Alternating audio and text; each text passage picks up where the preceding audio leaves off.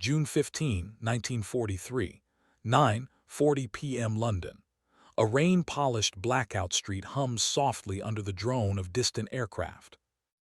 Inside a converted Victorian building near Grosvenor Square, the air smells of cigarette smoke, damp wool, and ink.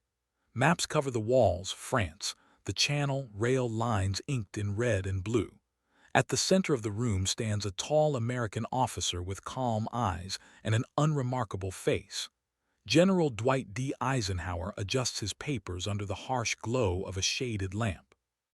Across the Channel in Berlin, men are laughing. Not loudly, not foolishly, but with the thin, confident amusement of professionals who believe they understand the enemy better than the enemy understands himself. In the intelligence offices of the Oberkommando der Wehrmacht, analysts leaf through reports stamped Geheim. Intercepts, reconnaissance summaries, diplomatic gossip. Names repeat again and again: Eisenhower, Marshall, Bradley. A command swollen with committees, paper charts, political compromise. One officer, a veteran of Poland and France, taps the folder with his finger. An organizer, he mutters, not a soldier. The phrase circulates quietly through German staff conversations in 1943. Papierarmee, a paper army. An army built on memoranda, not instinct. On logistics tables instead of battlefield genius. An army led by a man who had never commanded troops in combat before 1942. They had faced commanders like that before and crushed them. Back in London, Eisenhower stands listening as a British liaison officer finishes speaking. The briefing ends, chairs scrape, the room exhales. Outside, bombers rumble eastward toward the continent. Eisenhower does not watch them go. He studies a wall-sized chart of shipping allocations instead. Thousands of tiny symbols mark convoys, tonnage, ports, schedules. Every symbol is a promise and a risk. You can almost feel the weight of it pressing down on his shoulders. He is not planning a battle, he is building a system. And systems, the Germans believe, can be broken. In the German High Command, skepticism hardens into doctrine. Field Marshal Gerd von Rundstedt, commander in the West, remains unconvinced that the Americans pose an immediate danger. Their soldiers are inexperienced. Their officers rotate too often. Their army, in his view, lacks the hardened culture of the Wehrmacht. Even Rommel, newly assigned to inspect the Atlantic Wall, voices doubts. He respects American industry, yes, but war, he believes, is decided by nerve, tempo, and instinct, not spreadsheets. Captured Allied documents reinforce the impression. Endless forms, organizational charts, layers of authority, committees overseeing committees. One German intelligence officer reportedly scoffs. They will drown in their own administration before they ever reach France. It feels reasonable, logical, comfortable. Dangerously so. In Washington, meanwhile, the machinery grinds day and night. Factories in Detroit glow at midnight. Shipyards in Richmond hammer steel in rhythms that never stop. Train yards in Kansas and Pennsylvania choke with rolling stock. Warehouses bloom like steel forests. Clerks, engineers, logisticians, many of them women, many never seen by a general, move numbers that quietly reshape the future. Eisenhower sees all of it and understands something few battlefield commanders ever truly grasp. Modern war is not won at the front. It is won in the space behind it. Every rifle lost must be replaced. Every tank burned must be rebuilt. Every wounded soldier must be evacuated, treated, reassigned. Every division must be fed, fueled, clothed, rotated. He does not try to outthink Rommel tactically. He tries to outproduce fate itself. By late 1943, Eisenhower's headquarters in Britain has become a nerve center, unlike anything the Germans have faced. Shape's Supreme Headquarters Allied Expeditionary Force hums day and night. Phones ring constantly. Couriers hurry through corridors. Boards are erased and redrawn, timetables shift by the hour. The operation has no single dramatic flourish, no bold cavalry charge. Instead, it has flowcharts and redundancy and backups for the backups. This is precisely why German intelligence underestimates it. They look for brilliance, they miss resilience. They search for a decisive blow and overlook endurance. In Berlin, reports from agents in Britain describe an explosion of activity, airfields expanding, ports deepening, railways reinforced. But analysts reassure their superiors. Activity does not equal capability. The Americans, they say, are staging, bluffing, overcompensating.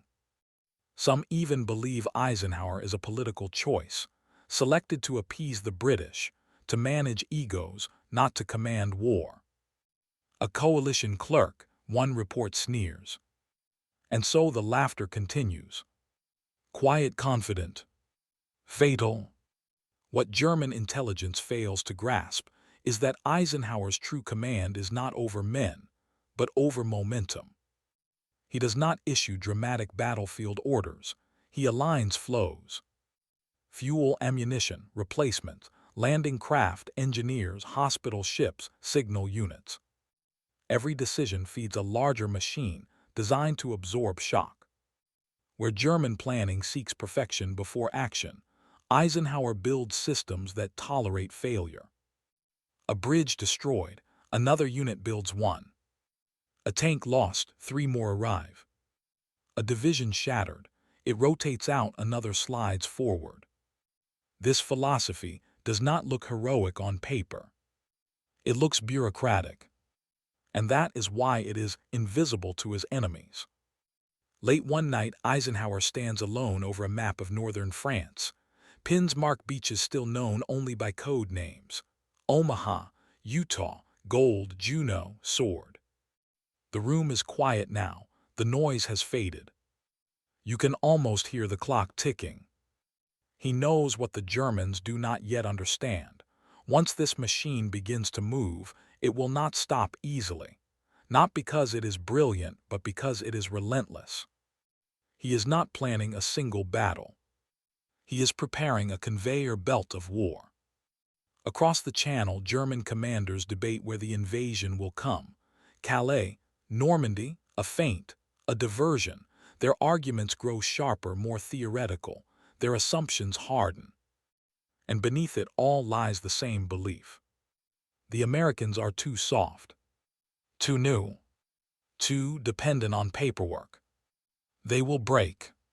They always do. But somewhere between the loading docks of Liverpool and the training fields of southern England, something unprecedented is taking shape. A force designed not to win quickly, but to never run out. A force that does not need genius to survive. Only motion, only supply, only time. And time, very soon, will be taken from the Germans forever. Because when the first ramps drop on the beaches of Normandy, the laughter will stop. February 1944. 3:20 a.m. somewhere along the Bristol Channel. A cold wind cuts across the dark water as a Liberty ship eases into position. Its engines churning low and steady. Dockworkers move with practiced silence. Cranes swing. Cargo nets descend. Somewhere below deck, stacks of crates wait, each stamped with codes that mean nothing to a frontline soldier but everything to the war itself. Rations, ammunition, spare tank tracks, radio tubes, medical plasma, boots in 5 sizes. This is where Eisenhower's war truly lives. Not in speeches, not in maps, but in motion. If you stand here long enough, you begin to notice a strange rhythm. Ships arriving, ships leaving, trucks lining up in darkness, clipboards snapping shut, lights flicking on and off like breathing. A living system. And it is growing faster than German intelligence can measure. In Berlin, situation maps still focus on divisions and guns. Strength is counted in battalions, experience, combat reputation. German planners ask familiar questions. How many American divisions are combat-ready? How long before morale collapses? Which commanders lack the nerve to press forward? They are asking the wrong questions. They should be asking how many replacement rifles exist in warehouses they cannot bomb. They should be asking how many engineers are being trained to rebuild bridges faster than artillery can destroy them. They should be asking how many clerks are quietly turning chaos into order. But clerks do not appear in reconnaissance photos. At SHAEF headquarters, Eisenhower rarely raises his voice. He listens, he absorbs, then he decides. His genius is not tactical brilliance in the traditional sense. It is orchestration. General Omar Bradley once remarked that Eisenhower could sit silently through hours of argument, then summarize the entire problem in a few calm sentences that made everyone realize the decision had already been made.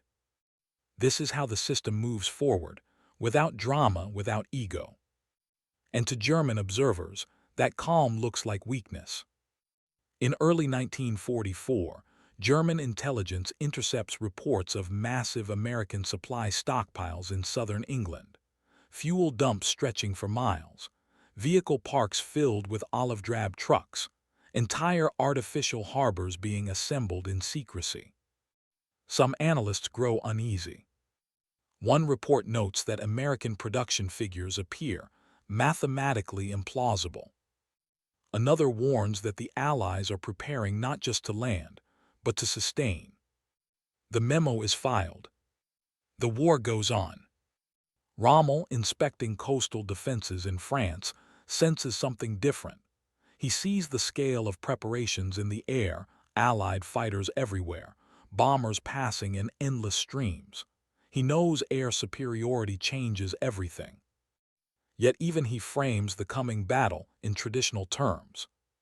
Stop them at the beach. Break the assault early. Shatter morale.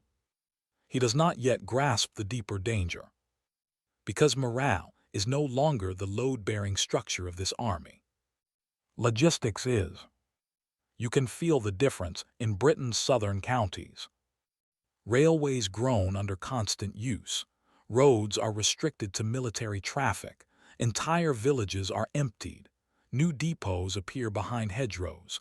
Camouflage netting hides oceans of equipment. And through it all, Eisenhower's staff refines procedures, not for heroics but for replacement. What happens when a tank battalion loses 40% of its vehicles? There is a chart for that. What happens when an infantry regiment takes catastrophic casualties? There is a flow process. How long until fresh units arrive? How long until ammunition is replenished? How long until morale stabilizes? These are not guesses. They are scheduled. German officers still mock this obsession with planning. One staff colonel reportedly sneers that the Americans prepare for war the way bankers prepare for audits. But even as he says it, the evidence grows harder to ignore. Captured Allied documents show replacement pipelines measured in weeks, not months. Wounded soldiers are rotated through hospitals and returned to duty faster than German replacements can even be trained. Entire divisions appear fully equipped despite never having fought before. The machine absorbs loss without flinching. And then there is Eisenhower himself. German intelligence profiles him as agreeable, indecisive, overly political, a coordinator, not a commander. What they miss is that this is precisely why he works. He does not need to be the sharpest tactician in the room. He needs to keep the system synchronized. He absorbs conflict so others can function. He trades ego for continuity. And continuity in an industrial war is power. By spring 1944, the illusion begins to crack. Reports from occupied France describe endless traffic at night, trucks with blacked-out headlights, columns that seem to regenerate by morning even after air attack. Rail yards destroyed in bombing raids are repaired with unsettling speed. Bridges reappear. Supply lines reroute. The system bends, but it does not break. Some German officers begin to worry, quietly. They whisper that the enemy seems able to lose and grow stronger. That every setback only activates another layer of response. That this is not an army in the old sense at all. It is a mechanism. And still, High Command clings to old assumptions. They argue about invasion sites, about deception, about where to concentrate armor. They prepare to win a battle. They do not prepare to outlast a process. Because no doctrine in their experience accounts for an opponent whose strength lies not in brilliance, but in replacement. Late one evening, Eisenhower reviews casualty projections. The numbers are grim. He knows men will die. He knows mistakes will be made. But he also knows this. For every loss, the system will answer. Not with speeches, with shipments, with schedules, with men stepping forward to fill the gaps. You can almost see the realization forming, not in Berlin, but in the future, the moment when German commanders will finally understand what they are facing. Not an army that must win perfectly, but one that can afford not to. And when that realization arrives, it will be too late to stop what has already begun rolling across the channel. Because the machine is nearly ready. And once it starts moving, it does not reverse. June 6, 1944, 04:31 a.m. off the coast of Normandy. The sea is black and restless, chopped by wind and engine wake. Rain needles the surface. Somewhere in the dark, a landing craft lurches hard enough to throw men against its steel sides. Boots scrape. Someone retches. Someone prays.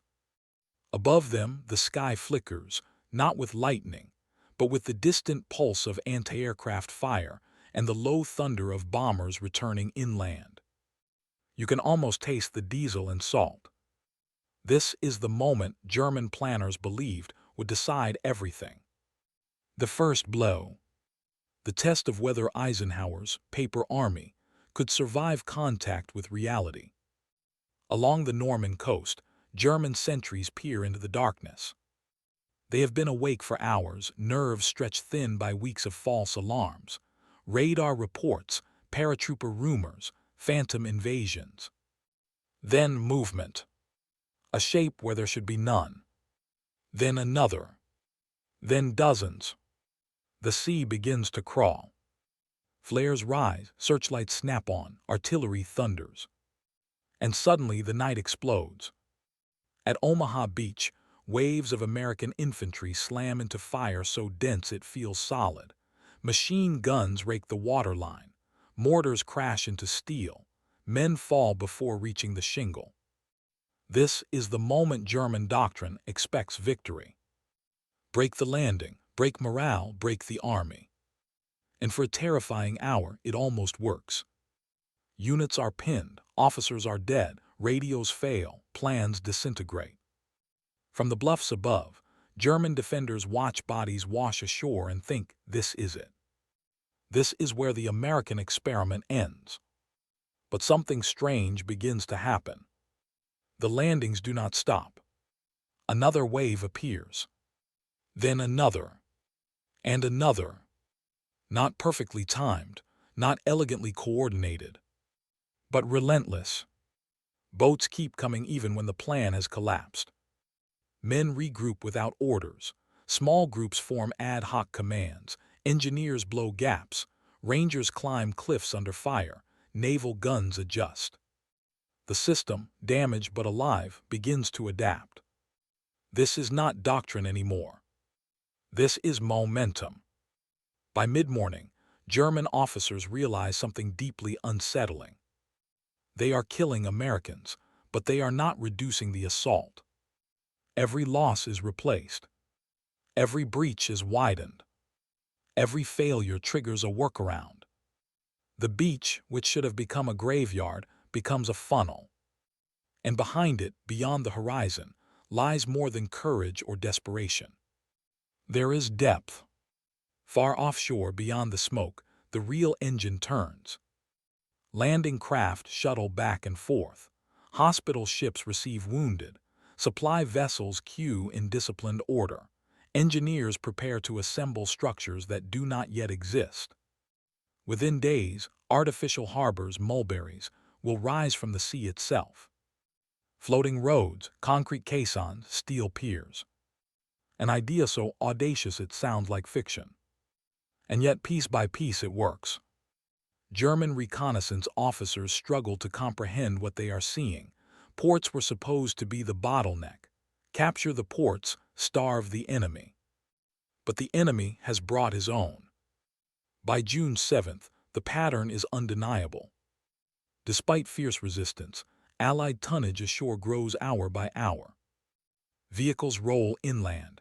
Artillery unlimbers. Fuel dumps appear almost overnight. The Americans are not pausing to regroup. They are expanding. German field reports begin to change tone. Words like unexpected and unusual give way to alarming. One staff officer writes that the enemy appears able to replace losses immediately. Another notes that air attacks on supply lines achieve no lasting effect. A third, more perceptive, underlines a sentence twice. Their organization absorbs shock. This is the moment the laughter dies. Because what German commanders are witnessing is not bravery alone. They have faced bravery before. It is resilience engineered in advance. The beachhead does not collapse because it was never meant to be fragile. Every assumption German planners made about exhaustion, about hesitation, about collapse under pressure begins to fail. They prepared to defeat an army. They are fighting a process. By the end of the first week, Eisenhower's headquarters receives casualty reports that would have shattered most commanders. And yet the flow continues. Replacement drafts are already moving. New units are scheduled. Fuel stocks rise instead of fall. The machine absorbs the blow exactly as designed. Quietly, efficiently, without drama, German commanders now face an impossible calculation. If they counterattack, more Allied forces arrive. If they wait, the lodgment expands. Every hour strengthens the enemy. Every day narrows their options. And worst of all, there is no single point to strike. No head to cut off. No nerve center to destroy. Only a widening web of supply, men, and movement. Somewhere in France, a German staff officer stares at a situation map that no longer makes sense. Arrows multiply. Front lines blur. Symbols meant to represent battalions can no longer keep up with reality. The war has shifted shape. It no longer resembles the campaigns they trained for. And in that moment, a quiet, terrifying understanding begins to form. This is not an invasion to be repelled. It is a mechanism that, once started, cannot be stopped. And it is only gaining speed. July 1944, a sweltering afternoon near St. Lo. Dust hangs in the hedgerows like smoke that forgot how to move. The air smells of crushed leaves, cordite, and overheated engines. Somewhere beyond the bocage, artillery thumps in slow, methodical rhythm, not a barrage but a pulse. German officers crouch over a map spread across the hood of a staff car. Their uniforms are stained now, no longer crisp, faces drawn, voices low. This is no longer the war they expected. The American advance has slowed here, yes, but it has not stalled. And more troubling than speed is density. Everywhere they look, there are more vehicles, more guns, more men. And none of it seems to run out. For weeks, German commanders had hoped Normandy's hedgerows would do what the beaches could not. The narrow lanes, the sunken roads, the natural fortresses, surely here, American inexperience would finally tell. At first it seems to. Sherman tanks struggle. Infantry units take heavy losses. Progress is measured in yards. German after-action reports regain confidence. The enemy bleeds. The bocage favors the defender. But then something shifts. Not suddenly, quietly. Almost bureaucratically. New American units begin appearing in sectors thought exhausted. Fresh battalions rotate in with clean uniforms and full strength. Damaged tanks are replaced overnight. New models arrive, modified, improved. Engineers arrive with strange contraptions, steel prongs welded onto tank fronts, designed to tear through hedgerows. Crude, ugly. Effective. Someone, somewhere in the system, has listened to field reports and acted. Not next year. Not next month. Now. German intelligence officers intercept reports of these modifications and are baffled. In their experience, design changes take months. Approval chains are long. Bureaucracy resists alteration. But the Americans have built feedback loops into their war. Problems move upward. Solutions move downward. Vast. This is not chaos. It is controlled adaptation. And it is terrifying. By mid-July, Allied air power tightens its grip. The sky belongs to them. German movements are choked by fighter bombers prowling roads and rail lines. Supply convoys move only at night, and even then at risk. But the Americans, they move all the time. Fuel flows forward in pipelines laid across the French countryside. A new one is nicknamed Pluto, pipelines under the ocean, quietly pumping gasoline from England to the front. It sounds absurd. It works. German commanders now begin to speak openly of exhaustion. Not of men, of options. Every counterattack costs irreplaceable armor. Every retreat exposes more ground to air attack. Every delay strengthens the enemy. Reports reaching Berlin grow darker. The tone shifts from confidence to frustration, then to warning. One staff officer writes that the enemy's strength appears less dependent on tactical success than on material continuity. Another notes that destruction does not lead to collapse. This is the moment the laughter truly dies. Because the realization settles in slowly, then all at once. They are not fighting an army that must win. They are fighting an economy that cannot lose. At SHAEF, Eisenhower receives daily summaries, casualty figures, progress maps, requests. He reads them carefully, but his reactions remain restrained. He is not chasing dramatic breakthroughs. He is managing tempo. He understands something deeply unintuitive. Victory will come not from brilliance, but from accumulation. Miles gained, tons delivered, units rotated, pressure sustained. His genius lies in refusing to panic.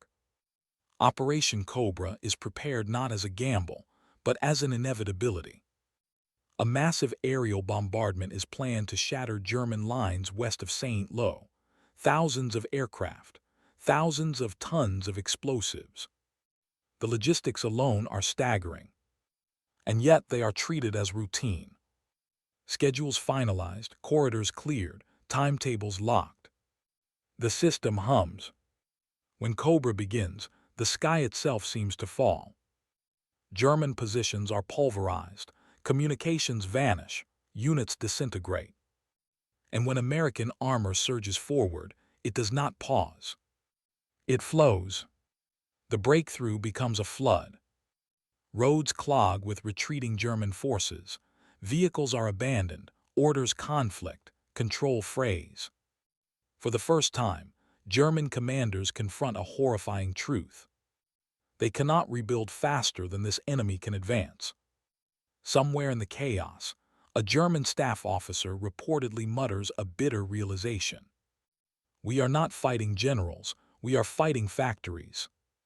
The phrase spreads quietly. It captures everything. Eisenhower's so-called paper army has revealed its true nature. Paper was never weakness. It was the blueprint. By late July, the front collapses into motion. American columns pour through gaps fanning out across France. Supply lines stretch but do not snap. The machine adapts again. Bridges appear. Roads clear.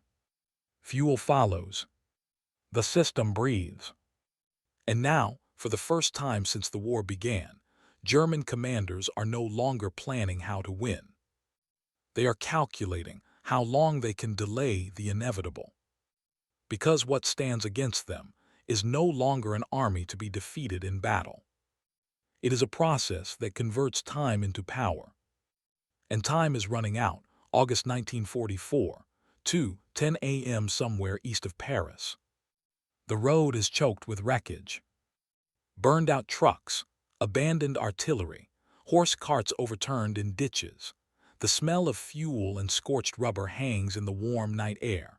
German columns retreat in fragments now, no formations, no rhythm, only movement driven by fear of encirclement. Above them the sky hums softly. Not with bombers this time, but with reconnaissance aircraft, circling patiently, methodically, like accountants in the dark. The war has changed its character. And everyone knows it. Inside a commandeered farmhouse, a German staff officer bends over a map lit by a single lamp. His pencil hovers, then stops. There is no point drawing new lines. They will be outdated by morning. Reports stream in from every direction. Fuel depots lost. Bridges destroyed and rebuilt by the enemy faster than expected. American columns advancing on multiple axes simultaneously. Fresh divisions identified where none were believed available. The language has shifted. Where once reports spoke of enemy attacks, now they speak of enemy flow. Movement without pause. Pressure without climax. In Paris, whispers race ahead of the troops. Civilians sense it before the generals admit it. The Americans are coming not as raiders, not as a gamble, but as a tide. When the city rises in August, it is not because the Germans have been decisively defeated in one great battle. It is because the system supporting them has been hollowed out. The machinery behind the front has collapsed. And opposite it stands another machine, intact. Eisenhower receives updates from his headquarters as Allied columns race eastward. He does not celebrate, he recalculates. Fuel shortages appear briefly. Supply lines stretch dangerously long. Some commanders urge caution. But again the system responds. Red Ball Express convoys roar to life, trucks streaming day and night, bumper to bumper, headlights masked, engines screaming. Young drivers, many barely trained, push vehicles beyond design limits. Breakdowns are abandoned. Replacements roll in.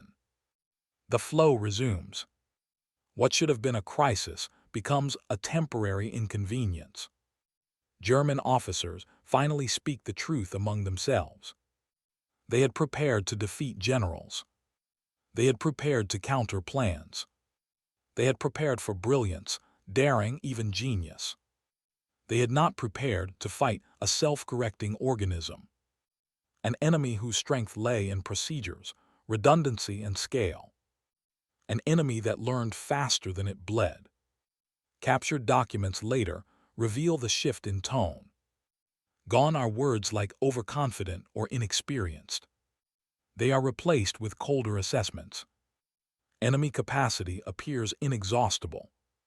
Losses have no observable operational effect. Material superiority decisive.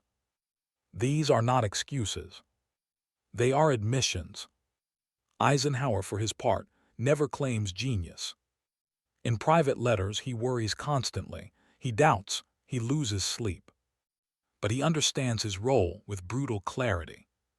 He is not the hero of the story. He is the coordinator of forces too vast for heroics.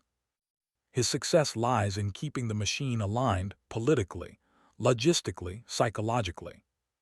He absorbs blame, he smooths egos, he keeps the channels open. And the machine keeps moving. By September, Allied forces stand at Germany's doorstep. The war is far from over. Hard fighting remains. Terrible losses still lie ahead. But something irreversible has happened. The question is no longer whether Germany can stop the Allies, only how long they can delay them. The realization that began as a whisper in intelligence offices has become a certainty at the front. This enemy does not need perfect victories. It only needs time. And time now belongs to Eisenhower. Years later, historians will debate tactics, personalities, missed opportunities. They will argue about Montgomery and Patton, about caution and boldness. But beneath all of it lies a quieter truth, one many German officers grasped too late. They laughed at the paperwork. They mocked the committees. They underestimated the man who coordinated instead of commanded. And in doing so, they misunderstood the nature of modern war. Because the paper army was never weak.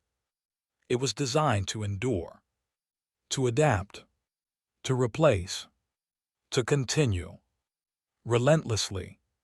And